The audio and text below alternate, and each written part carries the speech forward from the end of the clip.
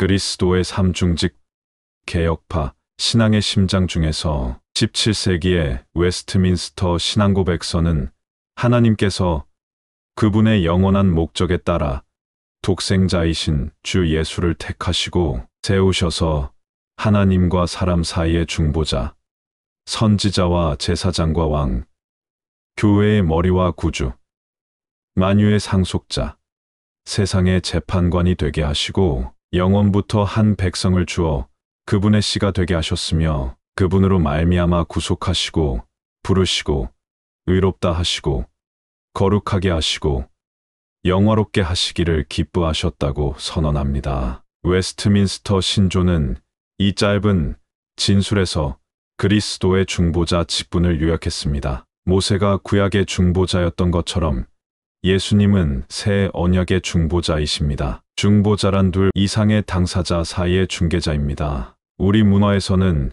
일반적으로 중재자를 노동 분쟁에 투입되는 사람으로 생각합니다. 그들은 어떤 유형의 다툼 속에서 갈등의 종식, 평화를 추구합니다. 한마디로 중재자의 주된 임무는 서로 멀어진 곳에서 화해를 이끌어내는 것입니다. 성경의 구속 드라마는 하나님과 사람 간의 소원함을 끝내는 화해에 초점을 맞추고 있습니다. 타락한 인류의 자연스러운 본성은 하나님에 대한 적대감으로 나타납니다. 그분의 신성한 통치에 대한 우리의 반역은 우리를 그분과 대적하게 만듭니다. 우리는 그분의 분노를 자극하고 그분의 심판은 우리를 진노의 자식에 머물게 합니다. 우리는 화해가 절실히 필요합니다. 인간이 하나님과 원수된 관계에 있을 때 스스로 이를 해결할 수 없는 절망적 상태에 있습니다.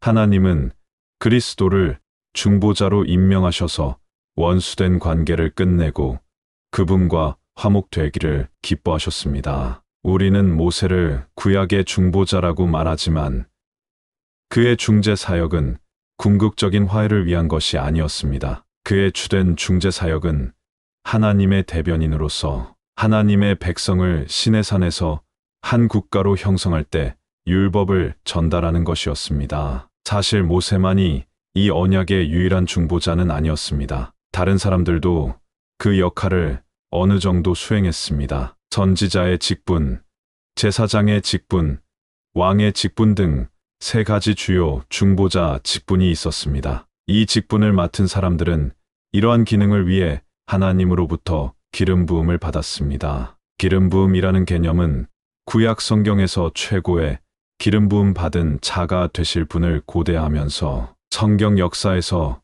그 중요성이 커졌습니다. 이브리어로 메시아, 헬라어로 그리스도라는 칭호는 기름 부음을 받은 자라는 뜻입니다. 선지자, 제사장, 왕의 세 가지 직분을 맡은 사람들이 있었습니다. 그들은 하나님에 의해 대표자로 선택되었습니다. 선지자는 하나님 편에서 하나님을 대신하여 백성에게 말씀을 전하고 백성에게 하나님의 말씀을 중재했습니다. 제사장은 백성 편에서 백성을 대표하여 하나님께 말씀드렸습니다. 대부분의 전례에서는 목회자에게 예언자적 역할과 제사장적 역할을 함께 부여합니다. 성경을 읽거나 설교를 할 때는 예언자적 역할을 수행합니다. 신자들을 위해 기도할 때는 제사장 역할을 수행합니다. 왕의 직분은 또한 중보자였습니다. 왕은 자율적이거나 궁극적으로 주권자가 아니었습니다. 왕은 백성들에 대한 하나님의 통치를 대표해야 했습니다. 이스라엘 왕은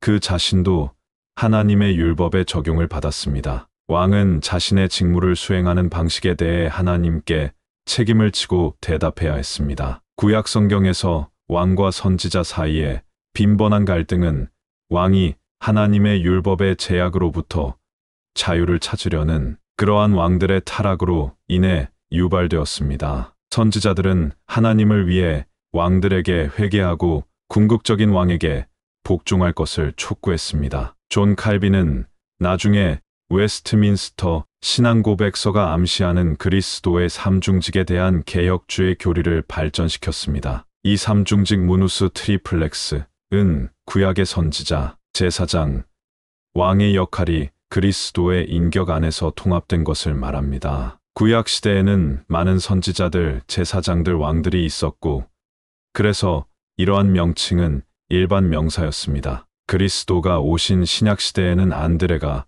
시몬 베드로에게 우리가 메시아, 그리스도를 만났다라고 말한 것과 같이 그리스도는 오직 한 분 예수님을 말하는 고유 명사가 되었습니다. 선지자, 제사장, 왕 세 가지 직분을 그리스도께서 담당하시고 완성하셨고 완성하고 계시기 때문입니다. 선지자로서의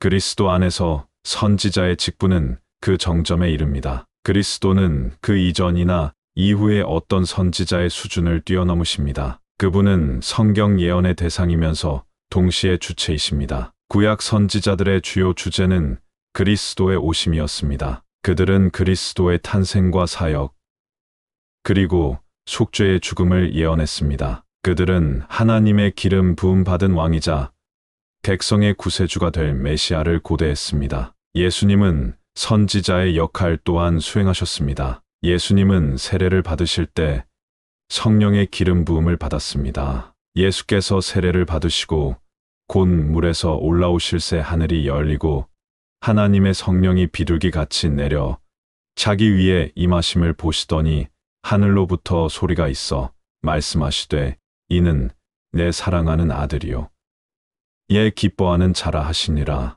나중에 변화산에서 하나님은 하늘에서 예수님이 자신의 사랑하는 아들이며 백성들이 그의 말을 들어야 한다고 선포하셨습니다. 그는 하나님의 예언자적 말씀을 전하며 자신이 스스로 말한 것이 아니라 아버지께서 위임하신 것만 말한다고 선포했습니다. 예수님은 구약의 선지자들이 사용했던 것과 동일한 형태의 선포 방식을 자주 사용하셨습니다. 예를 들어 예언의 말씀은 복이나 화에 대한 신성한 선포였습니다. 예수님께서 서기관과 바리새인들을 비난하실 때는 대개 화 있을 진저라는 말이 앞에 붙었습니다. 하나님의 은혜와 자비에 대한 선언은 산상수훈에서처럼 복이 있나니라는 말로 시작되었습니다. 예수님이 사용한 화와 복이라는 공식은 구약의 선지자들이 선포한 신탁을 떠올리게 합니다. 회당에서 행한 최초의 기록된 설교는 예언서에 근거한 것이었습니다. 예수님은 이사야 61장 1에서 2절을 읽으신 후 오늘 이 성경 말씀이 너희 귀에 응하였느니라라고 설교를 시작하셨습니다. 예수님은 또한 예루살렘의 멸망을 예언하는 등 예언적 말씀을 하셨습니다. 예수님의 예언적 말씀의 내용을 분석해 보면 그 안에 포함된 대부분의 내용이 예수님 자신에 관한 것임을 알 수 있습니다. 그러나 그의 예언적 가르침의 가장 중심적인 주제는 임박한 하나님 나라입니다. 예수님의 비유는 대부분 이 주제에 초점을 맞추고 있습니다. 지상 사역을 시작할 때 예수님은 새로운 차원의 회개를 요구하며 다가오는 하나님 나라에 관한 세례 요한의 메시지를 똑같이 말씀하셨습니다. 때가 찼고 하나님의 나라가 가까이 왔으니 회개하고 복음을 믿으라. 오랫동안 기다려왔던 예언된 왕국이 가까이 다가왔지만 사람들은 준비가 되어 있지 않았고 정결하지도 못했습니다. 세례 요한 사역의 스캔들은 그가 이방인뿐만 아니라 이스라엘 사람들에게도 세례를 받으라고 부른 것은 이스라엘도 부정하다는 것을 의미했습니다. 세례 요한은 왕의 오심을 준비하도록 이스라엘 민족을 부른 것입니다. 그는 그 왕의 전령으로서 왕의 오심을 보라 라는 아그누스 데이를 이렇게 선포했습니다. 보라, 세상 죄를 지고 가는 하나님의 어린 양이로다. 제사장으로서의 그리스도, 그리스도께서는 예언자 직분을 수행하셨을 뿐만 아니라 구약의 제사장 직분도 성취하셨습니다. 여기서도 예수님은 제사장 사역의 주체이자 대상이 되셨습니다. 구약의 제사장 사역은 주로 두 가지 기능, 즉 백성을 대신하여 제사를 드리고 기도하는 일을 중심으로 이루어졌습니다. 예수님은 이 두 가지 임무를 모두 수행하시며 그 정점을 찍으십니다. 위대한 대제사장으로서 예수님은 매우 효과적인 제사를 드리는데 그 제사는 단 한 번만 십자가를 통해 드려졌습니다. 그것은 반복되지 않습니다. 그 효능이 완벽하기 때문에 반복할 필요가 없습니다. 반복하는 것은 십자가 사역의 능력을 비하하고 그 가치의 불길한 그림자를 들이우는 것입니다. 예수님이 제사장직의 주체라는 말은 그가 자기 백성의 죄를 위해 적극적으로 제사를 드렸다는 뜻입니다. 그는 우리를 대신하여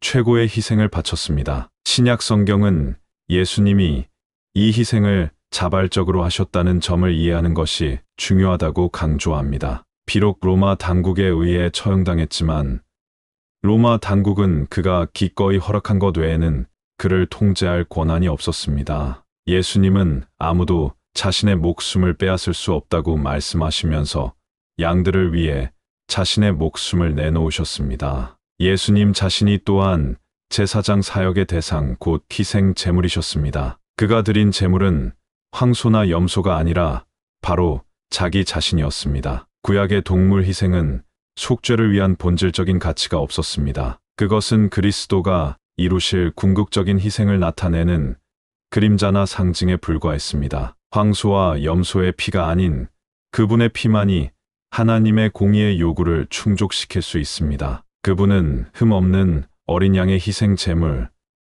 즉 완벽한 희생 제물이었습니다. 예수님은 죄가 없으셨기 때문에 하나님께서 요구하시는 속죄의 자격을 충족하셨습니다. 예수님은 성전에서 제사를 드리지 않으셨습니다. 그분의 피는 지상의 속죄소에 뿌려지지 않았습니다. 예루살렘 안에 있는 지성소에 들어가지도 않으셨습니다. 오히려 헤롯 성전의 경계를 넘어 도시 외곽에서 처형당했습니다. 그러나 그는 하나님의 얼굴 앞에서 코람데오에서 예물을 드렸고 하늘 성소에서 영접을 받았습니다. 예수님은 십자가에서 피를 흘리셨지만 이 피의 제물은 하늘 지성소에서 받아들여졌고 그곳에서 죄에 대한 완전한 속죄로 받아들여졌습니다. 예수님이 대제사장의 역할을 수행하신 것은 1세기 유대인들을 당황하게 했습니다. 그들은 대제사장을 구약 성경의 레위 제사장직의 관점에서 엄격하게 생각했습니다. 예수님은 레위 지파 출신이 아닌데 어떻게 대제사장 역할을 수행할 자격이 있을까요? 이 질문에 답하기 위해 히브리서의 저자는 시편에 호소했습니다. 여호와는 맹세하고 변하지 아니하시리라. 이르시기를 너는 멜기세덱의 서열을 따라 영원한 제사장이라 하셨도다. 히브리서의 저자는 아브라함이 멜기세덱을 만난 에피소드를 이야기합니다. 이 수수께끼의 인물은 살렘의 제사장으로 밝혀집니다. 그의 이름인 멜기세덱은 의의 왕을 의미하며 살렘은 평화를 뜻하는 히브리어에서 유래한 단어입니다. 멜기세덱은 아브라함으로부터 11조를 받고 족장에게 축복을 선포합니다. 히브리서의 저자는 유대인의 관습에 따라 작은 자는 큰 자의 축복을 받고 큰 자는 작은 자로부터 11조를 받는다고 말합니다. 이것은 멜기세덱이 아브라함보다 더 크다는 것을 의미합니다. 그런 다음 저자는 독자에게 아브라함이 야곱의 아버지인 이삭의 아버지이며 레위의 아버지인 이삭의 아버지도 된다는 사실을 상기시킵니다. 다시 유대인의 용어로 말하면 아버지는 아들보다 더 큰 존재이므로 아브라함은 증손자 레위보다 더 큰 존재입니다. 멜기세덱이 아브라함보다 위대하다면 멜기세덱이 레위보다도 더 위대하다는 결론이 나옵니다. 이 모든 것은 구약 성경에 두 가지 제사장직이 있었고 둘 중 더 큰 제사장은 멜기세덱의 제사장직이었다는 것을 보여줍니다. 하나님께서는 예수님을 대제사장으로 임명하실 때 시편 기자가 예언한 대로 레위의 서열이 아니라 멜기세덱의 서열 따라 제사장으로 삼으셨습니다. 예수님은 제사장 직분을 수행하면서 죄를 속죄하는 최고의 제사를 드렸을 뿐만 아니라 백성을 위해 중보하기도 하셨습니다. 신약 성서에서 유다의 운명과 베드로의 운명 사이에는 묘한 대조를 볼 수 있습니다. 두 사람 모두 그리스도의 제자였습니다. 두 사람 모두 죽기 전날 밤에 예수님을 배신했고 예수님은 두 사람의 배신 행위를 예언하셨습니다. 유다의 배신을 예언할 때 예수님은 그에게 내가 하는 일을 속히 하라고 간단히 말씀하셨습니다. 예수님은 베드로가 자신을 부인할 것을 예언하실 때 베드로에게 이렇게 말씀하셨습니다. 시몬아, 시몬아, 보라 사탄이 너희를 밀가부르듯 하려고 요구하였으나 그러나 내가 너를 위하여 내 믿음이 떨어지지 않기를 기도하였노니 너는 돌이킨 후에 내 형제를 굳게 하라. 베드로의 장래 회개와 회복에 대해서는 의심의 여지가 없었습니다. 이는 베드로를 대신해 중보 기도하신 예수님에 의해 보장되었습니다. 유다는 같은 혜택을 받지 못했습니다. 예수님은 대제사장의 기도에서 이렇게 말씀하셨습니다. 내가 그들과 함께 있을 때에 내게 주신 아버지의 이름으로 그들을 보존하고 지키었나이다. 그 중에 하나도 멸망하지 않고 다만 멸망의 자식뿐이오니 이는 성경을 응하게 함이니이다. 멸망의 아들은 분명히 유다를 가리킵니다. 이브리서 저자는 예수님의 제사장적 중보 사역을 다음과 같이 인용합니다.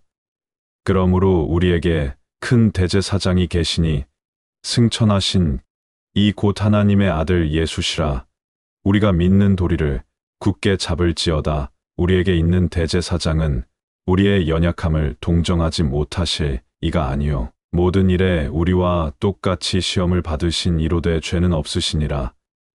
그러므로 우리는 긍휼하심을 받고 때를 따라 돕는 은혜를 얻기 위하여 은혜의 보좌 앞에 담대히 나아갈 것이니라. 그리스도의 제사장 사역에는 우리 죄를 위한 완전한 봉헌과 하나님의 공의를 만족시키기 위한 완전한 속죄로서 자신을 희생제물로 드린 것뿐만 아니라 그분의 기도도 포함되어 있습니다. 또한 그리스도께서는 대제사장이 되시기 위해 자신을 영화롭게 하지 않으셨지만 또한 이와 같이 그리스도께서 대제사장 되심도 스스로 영광을 취하심이 아니요 아버지는 이렇게 말씀하십니다. 오직 말씀하신 이가 그에게 이르시되 너는 내 아들이니 내가 오늘 너를 낳았다 하셨고 또한 이와 같이 다른 데서 말씀하시되 내가 영원히 멜기세덱의 반차를 따르는 제사장이라 하셨으니 이어서 히브리서 기자는 그리스도의 대제사장직을 이렇게 말합니다. 그는 육체에 계실 때에 자기를 죽음에서 능히 구원하실 이에게 심한 통곡과 눈물로 간구와 소원을 올렸고 그의 경건하심으로 말미암아 들으심을 얻었느니라. 그가 아들이시면서도 받으신 고난으로 순종함을 배워서 온전하게 되셨은즉 자기에게 순종하는 모든 자에게 영원한 구원의 근원이 되시고 하나님께 멜기세덱의 반차를 따른 대제사장이라 칭하심을 받으셨느니라. 그리스도의 중보기도 사역은 지상에서의 사역으로 끝나지 않았습니다. 그것은 하늘에서도 영원히 계속됩니다. 예수님은 승천하시면서 아버지 우편에 계신 왕의 자리로 승격하셨고 아버지 우편에 계신 동안에도 매일 우리를 위해 계속 중보하고 계십니다. 왕이신 그리스도께서는 왕으로서 다윗과 그의 자손을 위한 영원한 왕국에 대한 구약의 예언을 성취하십니다. 그리스도 안에서 다윗의 타락한 장막이 회복됩니다. 개혁주의 신학에서 하나님의 나라는 완전히 미래로 연기되지 않았습니다.